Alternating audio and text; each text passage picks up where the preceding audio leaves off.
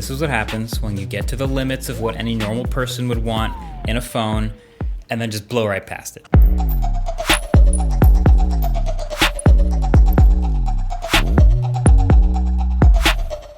Hey, what's up? MKBHD here. This is the ROG Phone 5 Ultimate Edition. So there is no ROG Phone 4 for the same reason there was no OnePlus 4. 4 is an unlucky number in some parts of Asia, so we've skipped right to 5. And this phone is every bit as ridiculous as it looks. It's kind of funny. They've actually sort of been toning down the gamer phone aesthetic over the years, but they have not been toning down how ridiculous the actual phone is. So gaming phones, when they were starting out, were never supposed to be reasonable. You know, they're huge phones with pretty striking designs, RGB lights, and the absolute bleeding edge maximum specs available. And so the ROG Phone has been at the forefront of that for a while, and this new one definitely takes it even further. So first of all, it's still got all the same big number fundamentals from before. It is a massive phone. It's got a gigantic 6.8-inch display, 144 Hz AMOLED, a Snapdragon 888, which while it's not a plus version like they typically launch the phone with, it is absolutely the latest and greatest right now. Still has a massive 6,000 milliamp hour battery, half a terabyte of UFS 3.1, and still has a huge pair of stereo front-facing speakers that get louder than any other phone I've tested in a long time. But now on top of all that, there's a lot of new. There's a surprising amount of upgrades actually. First of all, you've probably noticed this back. It's a matte white, kind of a pearl-like finish with blue accents.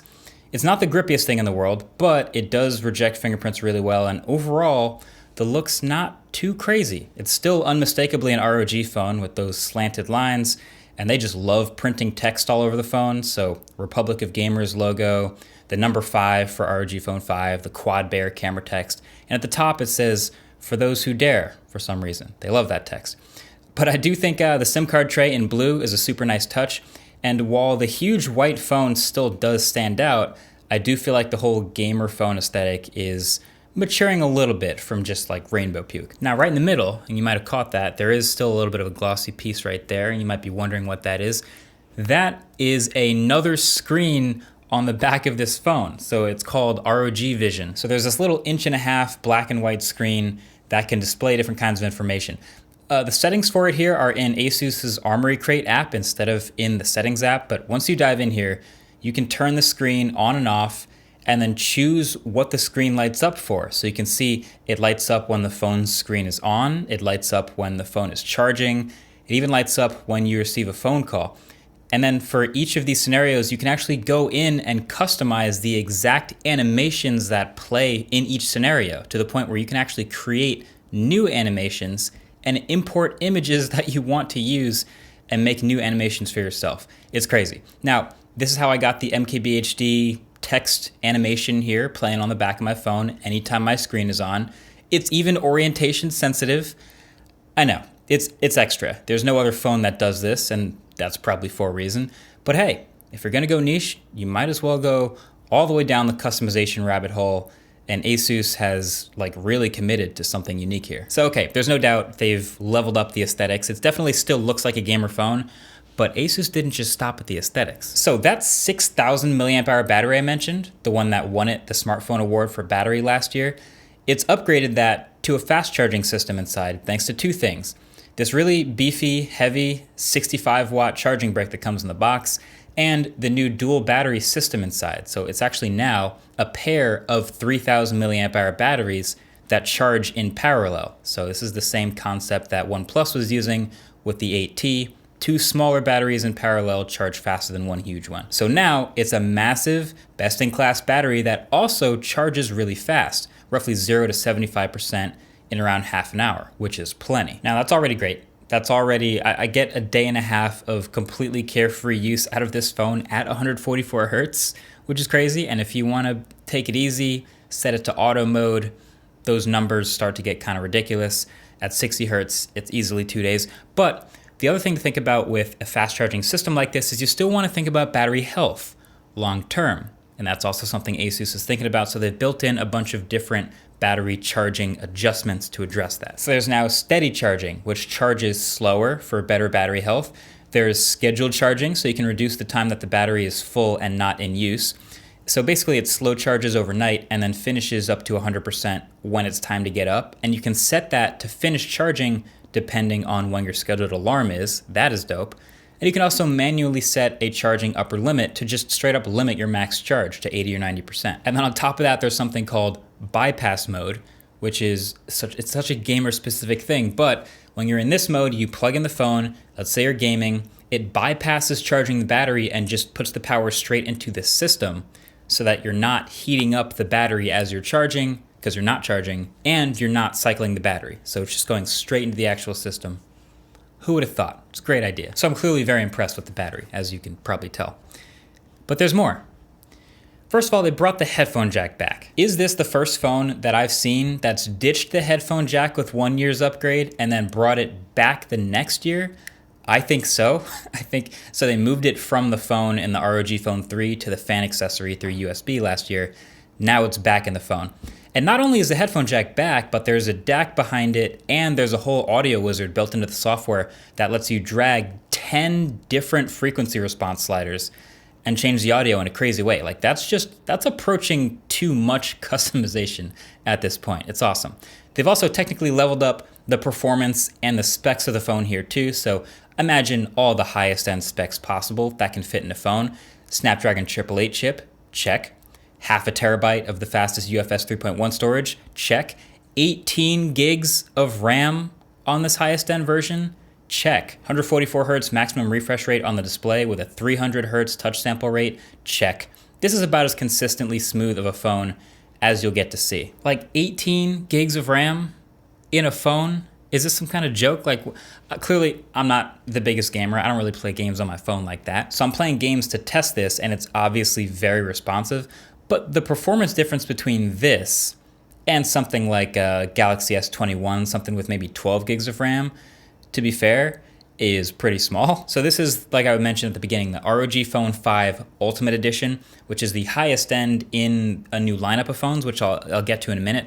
But this has 18 gigs, and then the rest of the lineup gets up to 16 gigs. So I feel like they added the extra 2 gigs of RAM for this phone just for, I mean, it's gaming, it's bragging rights. Yes, it's technically better, but I feel like they just want to be able to say they had the most RAM in any phone, which they can say now, which is kind of sad because you can't actually pin apps into RAM like you can on like Samsung and OnePlus phones. Would be nice to add on a phone like this, right? Now, one thing you probably didn't expect to be so good about a gaming phone is the cameras, because they're usually pretty bad. So this is an area where I was actually pleasantly surprised by ROG Phone 5. It has some decent cameras. It's a triple camera set back here, a 64 megapixel primary, 13 megapixel ultra wide, and a 5 megapixel macro camera. And I wasn't expecting much, like I said, but the more photos I took with this primary camera, the more impressed I was. This thing makes some nice, detailed, pretty confident and contrasty photos. It's the style that reminds me of the Pixel. It's not quite Pixel level, but it reminds me a lot of the Zenfone, also by Asus, which did win the blind smartphone camera test we did last year. So this phone did a really good job, maybe just a tiny bit aggressive with the HDR sometimes, and I've noticed it's a little bit slow to focus on closer up objects, so you can miss focus a bit, but it's better than I expected from a gaming phone. The ultra wide is definitely weaker and softer per usual, and the macro, it works, but the minimum focus distance isn't as close as I'd expected from a macro.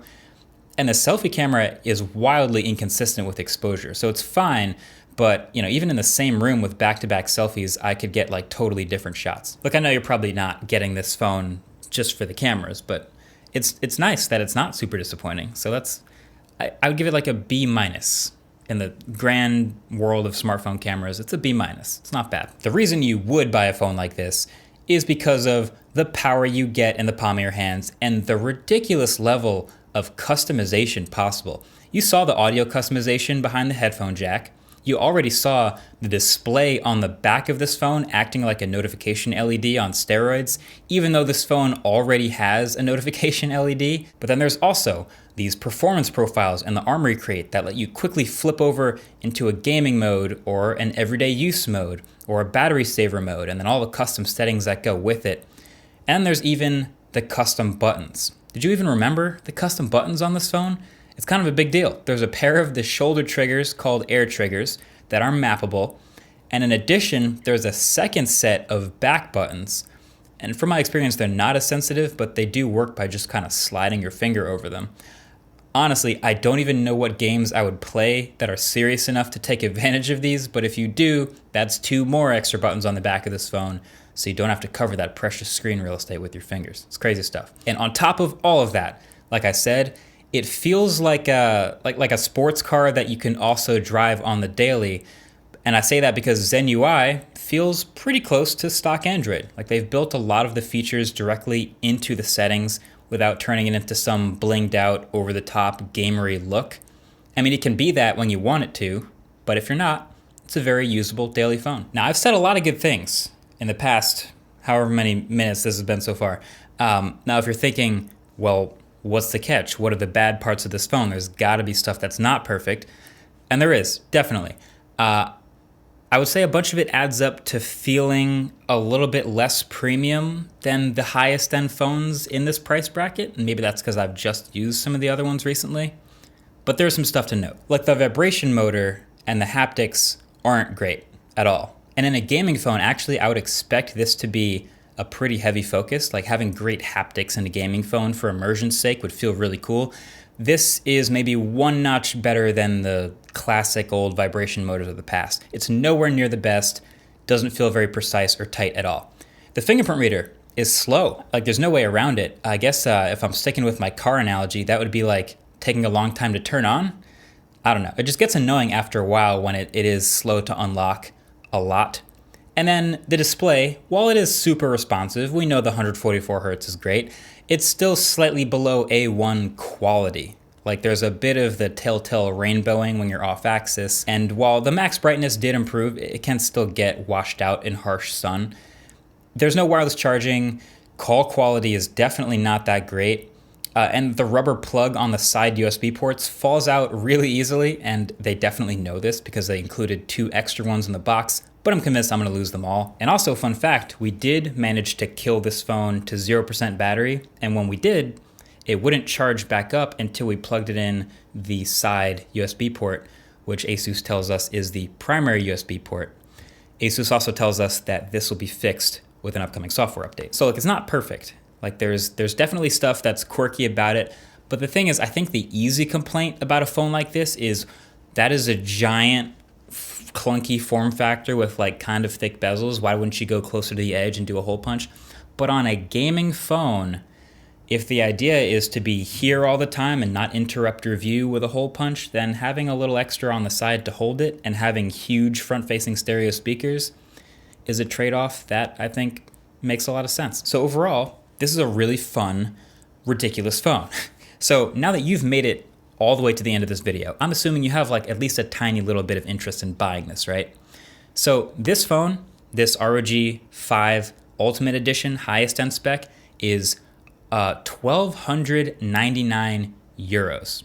There's a little bit of conversion math depending on where you are in the world, but that's expensive. Now, this Ultimate Edition includes the phone and also this incredibly extra AR unboxing experience that the phone boots into the first time you set it up. It's pretty cool. And there's a fan accessory, and there's some Asus gamery swag, like a hat. There is, like I mentioned though, a lineup. So this is the Ultimate, the highest end version, $1,299. Then there's a ROG Phone 5 Pro for $1,199. And then there's this guy, which is just the standard ROG Phone 5, which starts at $799. Big difference. It skips the screen on the back, and it doesn't have the 2 touch-sensitive back buttons, and it starts at 8 gigs of RAM and 128 gigs of storage. And so if you're thinking about getting one, the base version I feel like is the most reasonable. And then I think when you upgrade for an extra 100 euro, that first upgrade is pretty nice. Double the storage, bump up your RAM. But then this spec right here, I think is a little crazy. $100 extra for just 4 more gigs of RAM, which I don't know, I feel like that's not the move. But then the price only goes up from here as you upgrade further in the lineup. But hey, you know what they say, you gotta pay to play. Do they actually say that? I don't know. Look, I only play Among Us on my phone. I feel like at this point, there are people who are more squarely in the target demographic who are thinking about shooter games, first person, whatever other games you play that require multiple custom buttons. This is a phone that's gonna be really fun for that. But let me know what you think. Are you the type to go all out on a crazy customized gaming phone like this with a screen on the back, the whole deal? Let me know in the comments section below. Also, the wallpaper, I'll link below, as I always do. And yes, by the way, we do have long sleeve shirts in the merch store, shop.mkbhd.com. It's good stuff. Either way, that's been it. Thanks for watching. Catch you guys in the next one. Peace.